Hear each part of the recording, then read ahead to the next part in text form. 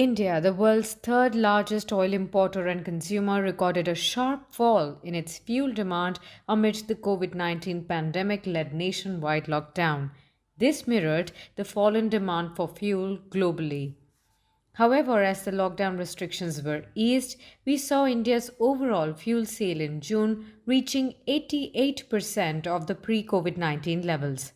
In July, however, petrol and diesel sales again dipped due to the renewed local lockdowns in several parts of the country and rising retail prices. The volatility continued in August as well, when India's fuel demand in August slipped further and saw its biggest monthly decline since April. Petroleum product sales fell to 14.39 million tons in August, down 7.5% over the previous month and about 16% from a year earlier. That's what the data from the Oil Ministry's Petroleum Planning and Analysis Cell showed. The decline in August was the sixth consecutive year on year slide. Fuel demand had slumped by a record 48.6% in April to 9.4 million tons. So, how long will it take for fuel demand to bounce back to pre COVID levels?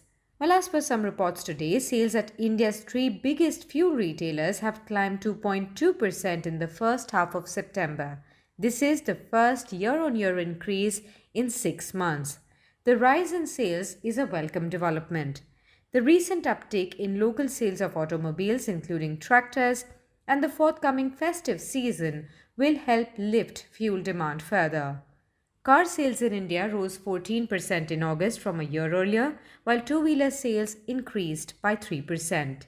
This is on the back of easing of the lockdown restrictions, also people preferring to use personal vehicles to ward off risks of getting infected, and as more and more people return to their offices.